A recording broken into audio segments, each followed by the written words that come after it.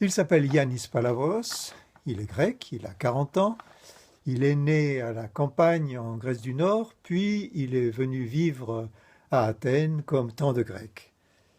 Il a publié à ce jour 3 recueils de nouvelles et fait ses débuts français il y a 5 ans aux éditions du Miel des Anges, avec 4 histoires.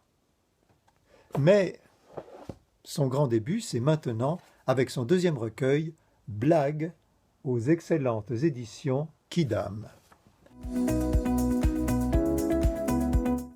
Approchez, cher lecteur, n'ayez pas peur, les nouvelles, ça ne mord pas.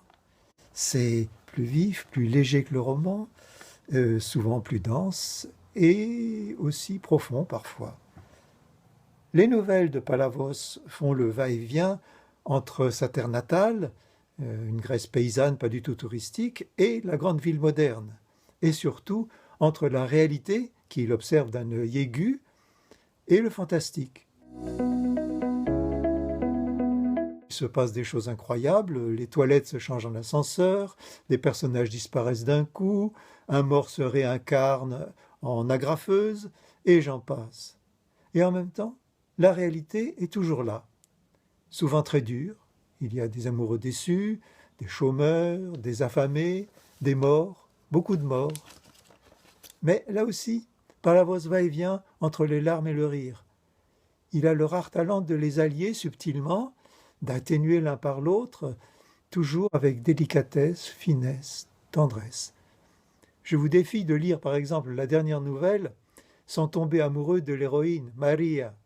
Ce n'est pas une fille, c'est un bébé truie, une porcelette. Palavos aime les animaux comme il aime ses personnages. J'ai adoré lire Blagues et le traduire. L'écriture en est simple apparemment. Les textes simples à lire ne sont pas toujours les plus faciles à traduire, mais ici il n'y a pas eu de grosse angoisse. C'est superbement écrit, limpide car très travaillé.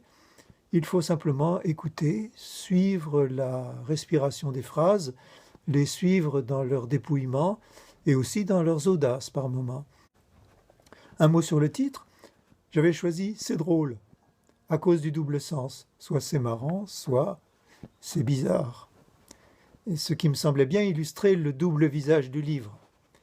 L'éditeur a choisi « Blague », c'est plus percutant, d'accord, je ne lui en veux pas, d'autant qu'il a une sacrée collection grecque, et il ose publier des nouvelles, lui.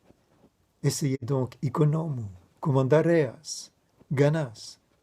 La Grèce est pauvre, mais riche en poètes et en nouvellistes.